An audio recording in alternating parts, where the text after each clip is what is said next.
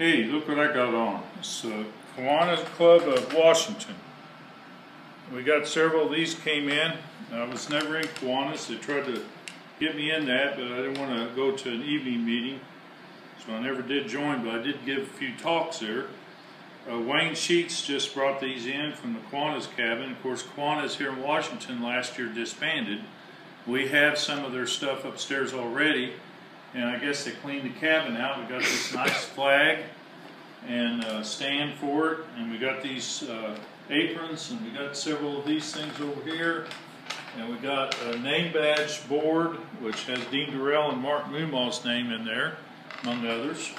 And we got some song books, and I probably won't sing, but here's our Kiwanis, Songs of Kiwanis, songs for all occasions.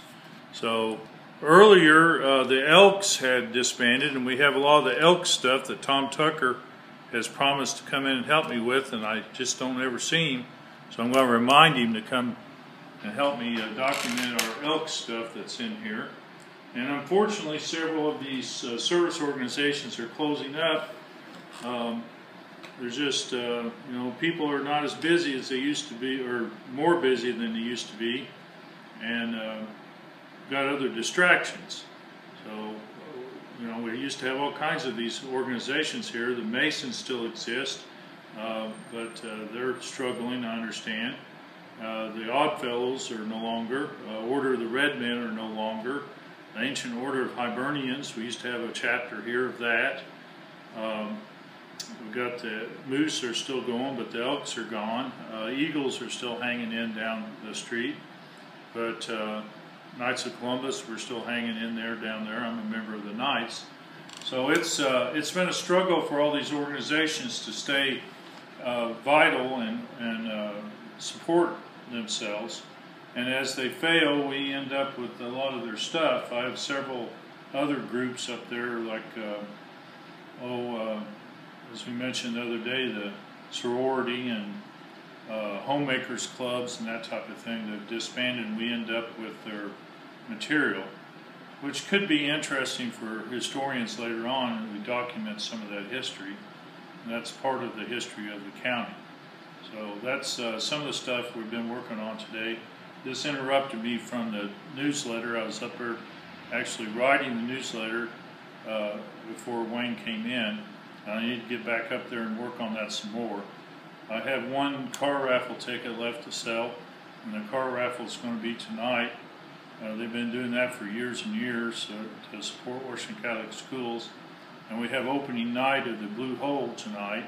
So that I understand that the tickets are only on sale for tonight and Sunday now.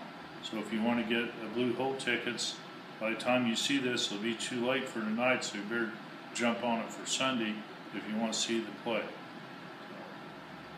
So this is late in the day on Thursday, and we've had a busy afternoon. We had some folks come in from Vincennes, and they were researching COMER, Comer family, for Daughters of American Revolution. So I got out a lot of stuff for them and helped them a little bit, pointed them in the right direction. Bill Walton came by and gave me two old yearbooks, 1931 and 1935 Washingtonians. We have several yearbooks, and we may have these already, but I always take them, like in the back of this you can see there's Homer Capehart's factory, and there's also a page dedicated to Homer Capehart, and that was in 1935. That's 3 years before the famous Cornfield Conference in 1938. So he was already building up his community connections. That factory was in Fort Wayne. So here you have a Fort Wayne factory in the Washington Hatchet yearbook. Isn't that interesting? So I found that pretty interesting. The other thing that was curious, in the 1931, they included a picture of the 1931 Washington Catholic Cardinals basketball team and the Plainville Midgets in the Hatchet yearbook. I found that kind of interesting too.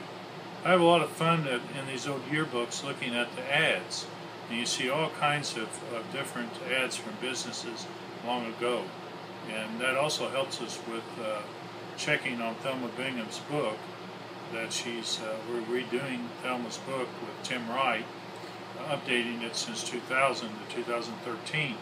But there's some gaps in the list. Like what she did was she would look at, say, for example, 212 East Main, and find out all the different businesses that have been at that address, at that particular address, through the years in the city directory.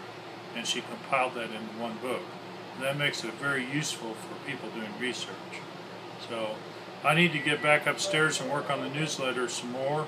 I've been distracted with these visitors coming in, and some other things have been going on today.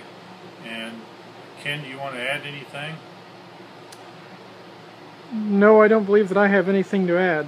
Well, we're going to push this newsletter and try to get it out this week, so today and tomorrow is going to be pretty hard days for that. And I'm going to be in the play tonight, so maybe I'll see you later.